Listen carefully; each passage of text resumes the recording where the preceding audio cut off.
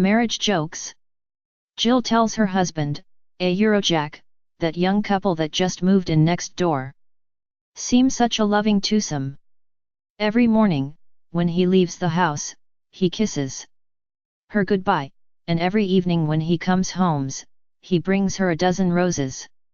Now, why can't a Euro trademark you do that? A Euro gosh, a Eurojack says, a Euro why I hardly know.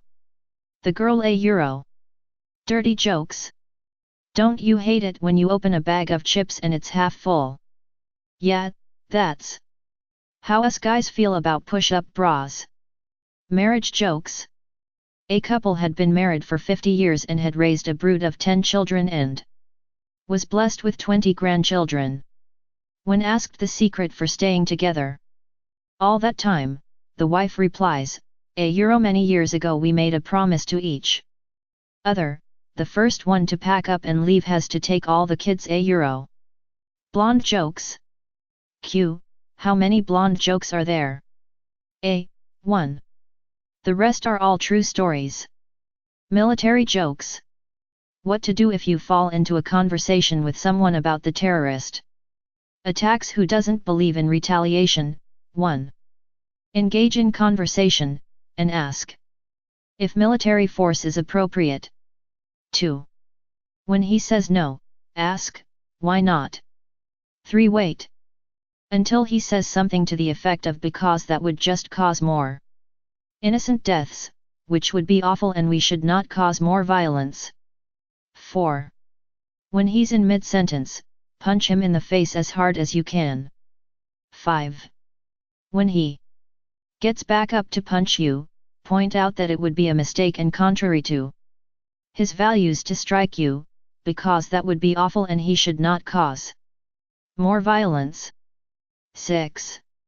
Wait until he agrees, and has pledged not to commit additional violence. 7. Punch him in the face again, harder this time. 8. Repeat steps 5 through 8 until he understands that sometimes it is necessary to punch back. Marriage jokes. 2 co-workers were talking by the water fountain. One guy said, "Today I got through the first step of getting divorced." The second guy replies, "Oh, did you go to Mr. Guggenheim? Everyone goes to him for divorces." The first man replies, "No, I just got married." Jokes about life. An 80-year-old man was having his annual checkup when the doctor asked how he was feeling. "I've never been better," he boasted. "I've got an 18-year-old bride who's pregnant and having my child. What do you think about that?" The doctor considered this for a moment, then said, "Let me tell you a story. I knew a guy who was an avid hunter. He never missed a season. But one day he went out in a bit of a hurry and accidentally grabbed his umbrella instead of his gun." The doctor continued, "So he was in the woods and suddenly a grizzly bear appeared in front of him. He raised up his umbrella, pointed it at the bear and squeezed the handle. And do you know what happened?" the doctor queried. Dumbfounded, the old man replied, "No, what?" The doctor continued, "The bear dropped dead in front of him." "That's impossible!" exclaimed the old man. "Someone else must have shot the bear." "That's kind of what I'm getting at," replied the doctor. Marriage jokes. A wife goes on a retreat for work. When she returns, she finds a pair of panties in her dresser that do not belong to her. Furious, she questions her husband. The husband says, "I have no idea where they came from. I don't do the laundry."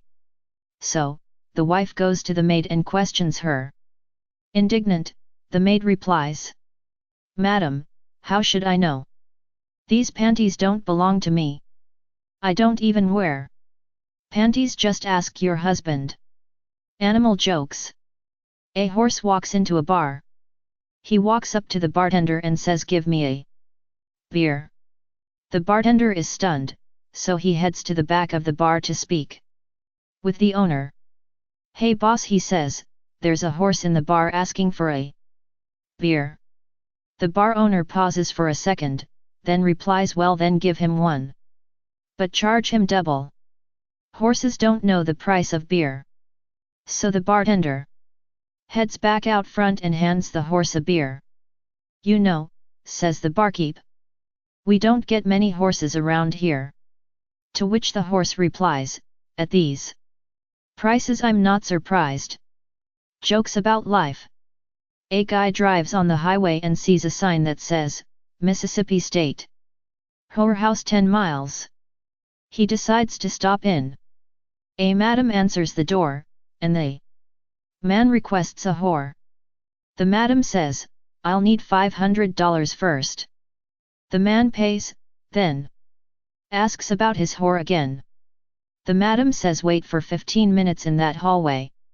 Go straight, left, straight, right, and then go through the door at the end of the hall." He follows the directions, walks out the door and finds himself in the parking lot. His car has a sign on it that says, "Congrats! You've just been screwed by the state of Mississippi."